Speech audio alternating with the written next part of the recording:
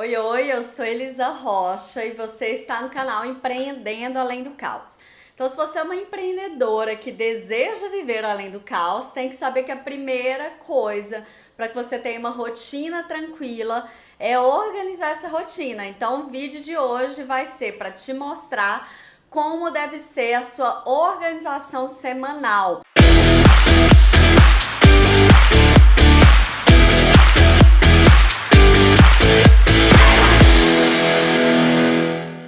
Então eu vou te mostrar o passo a passo para você não se perder durante a semana e tudo fluir muito bem. Sabe aquela sensação de chegar na sexta-feira e falar: ufa, fiz tudo o que eu tinha que fazer. Ou melhor, chegar na quinta-feira e pensar: nossa, agora eu tô com tempo livre e vou cuidar de mim, né? Porque eu já fiz tudo o que eu tinha para fazer essa semana. Sensação maravilhosa que você merece ter.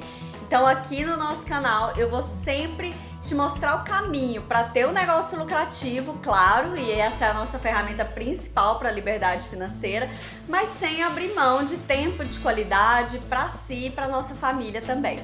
Eu sou completamente apaixonada por organização e planejamento de vida. E não é por uma questão de personalidade não, viu? Não acredito que a pessoa nasça organizada.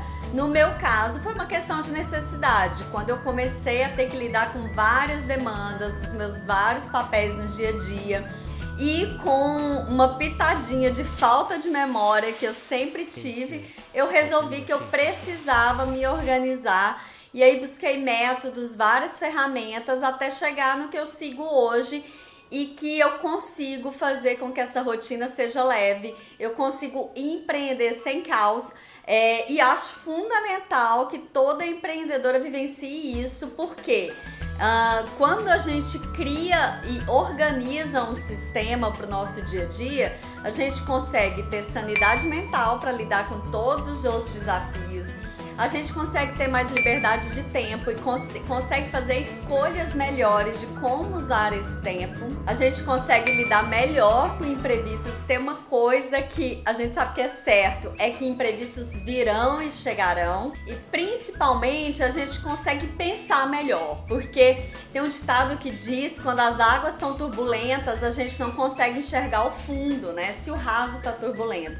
E é exatamente isso, a sua vida, o seu negócio, as águas estão ali muito em movimento, tá tudo uma bagunça, né? Com muitas ondas, você não consegue se aprofundar. E o que é se aprofundar para a empreendedora? É conseguir pensar de forma estratégica no crescimento do negócio, o que tem que fazer para esse negócio ser sustentável e parar de ficar só apagando fogo e corrigindo problemas ali na superfície. É hora de se aprofundar. E não adianta, se você não tem uma vida organizada, o seu negócio também não vai ser organizado. Se você é a liderança desse negócio, como dona dele, claro, ele vai refletir você. Então não existe duas Elisas, uma na vida pessoal e uma na empresa, né? Eu sou a mesma. Então, se eu me organizo na vida pessoal, isso reflete no negócio e vice-versa. Depois de muitos anos pesquisando, estudando, fazendo cursos a respeito, eu encontrei o meu método. E aí é importante salientar que você tem que encontrar o seu. Existem várias possibilidades e vai depender do seu perfil. Agora presta atenção, eu tô falando de método, eu não tô falando de ferramenta. Ferramenta, gente, é o de menos. Inclusive elas mudam com o tempo, né? Eu já usei agenda de papel, hoje eu uso do Google Calendar, eu já usei Bullet Journal, hoje eu já não acho que faz sentido, eu já usei várias ferramentas e isso a gente vai migrando e vai melhorando. Agora o método é o mesmo e esse método você precisa seguir. Hoje o meu método é o GTD, Get Things Done, e eu vou te contar por que a minha escolha. O Get Things Done foi desenvolvido pelo David Allen, aqui ó, e no Brasil ele foi traduzido por A Arte de Fazer Acontecer. E é exatamente esse o objetivo do método. É de fazer acontecer, além do planejar, de executar, de avançar e de perceber esse avanço principalmente. E por isso que eu fiquei apaixonada, porque ele tem uma receita de bolo, um passo a passo que pra mim funciona demais, né? Existem outros métodos aí, mas que são muito subjetivos, com conceitos de importante, urgente, que pra mim é difícil conectar com a minha realidade. O Get Things Done não, é um passo a passo que eu sigo e que eu mantenho um sistema de organização funcionando com ele também com muita facilidade. Outra coisa importante, né? Além de que a ferramenta não é mais importante, entenda que esse é um processo para a vida, né? A gente está sempre melhorando esse sistema, melhorando essa organização e melhorando o nosso dia a dia, refazendo, revendo e seguindo. Então, não queira implementar do dia para a noite, mas você vai perceber uma grande transformação em cada passo que você der e é isso que vai te motivar a continuar avançando. Então, entender que é uma construção para a vida, né? Você não se torna organizada da noite para o dia, mas você pode sim ser um pouco mais organizada a cada dia e essa é a mágica para mim. Então, basicamente, hoje o meu sistema de organização é composto por uma agenda digital no Google Calendar, onde eu coloco compromissos, né? Coisas que eu tenho horário e data marcada, principalmente quando envolve outras pessoas, só compromissos vão lá. E no Evernote, onde eu coloco todas as listas, né? E dentro da metodologia do GTD, eu tenho algumas listas, eu vou mostrar aqui para vocês. A primeira lista é de próximas ações, né? Aquilo que eu posso realizar, porque eu já tenho todos os recursos na mão. Agora, ele não tem data e hora para acontecer. Eu vou escolher quando fazer isso nas minhas brechas da agenda, porque essa agenda não é para ser preenchida, já que ela é composta só por compromissos, então nessas lacunas eu vou executando essas próximas ações. E as próximas ações, de acordo com o GTD, o que eu acho muito legal, ela é dividida por contextos, né? Nesses contextos, eu vou executar somente aquilo que é possível executar naquele momento com o recurso que eu tenho. Então, por exemplo, não adianta eu ficar pensando em algo que eu tenho que fazer e que eu preciso estar na frente do computador se eu estou na rua ou no supermercado, por exemplo. E vice-versa também, não adianta eu na frente do computador ficar pensando em executar algo que eu necessariamente preciso estar na rua para acontecer. Então o contexto é isso. É o computador, é um telefone, é estar na rua. E dentro dos contextos também, eu coloco aguardando resposta, que são aquelas demandas que eu estou esperando que outra pessoa avance, que não depende de mim, mas eu fico ali com tudo registrado para que eu consiga cobrar dela também. Outra lista também é a lista de projetos, e é bom entender o conceito de projeto. O conceito de projetos é que para chegar no resultado específico, eu preciso de executar mais de uma demanda, né? Mais de uma atividade. E aí, com esse grupo de atividades que ou estão na minha agenda ou estão na minha lista de tarefas, eu vou realizar um projeto. Então, eu não avanço projetos, eu avanço ações relacionadas a esse projeto. Mas é importante ter um inventário dele para que você possa revisar periodicamente e entender se ele de fato está avançando, se ele está travado, né? E por que está travado, se ele ainda faz sentido ou se você precisa tirar ele do seu caminho. Então, esse inventário, essa lista de projetos vai te ajudar nisso. E aí eu separo por projetos em andamento, são aqueles que eu vou realizar em um ano.